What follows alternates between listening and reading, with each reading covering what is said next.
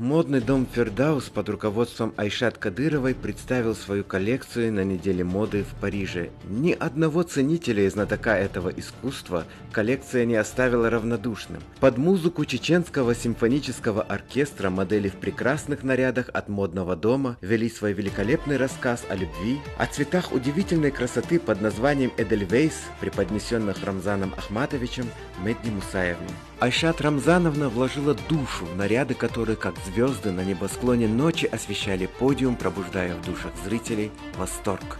Языком моды и языком нарядов, в которых сплелись вся красота обычаев и традиций чеченского народа, Айшат Кадырова рассказала, что чеченский народ имеет свою прекрасную культуру, включающую не только музыку, литературу и искусство, но и изысканную, великолепную моду.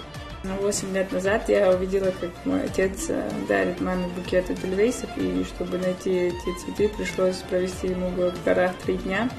В этот момент и родилась идея рассказать эту историю языком моды, но для ее воплощения понадобилось несколько лет, чтобы обучить мастеров уникальным техникам рукоделия, вышиванию бисером, работе с тонким кружевом и сложными узорами на тканях.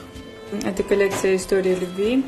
Вдохновением для наших принтов послужили горы, небо и эдельвейс. Именно этот цветок является талисманом любви и верности.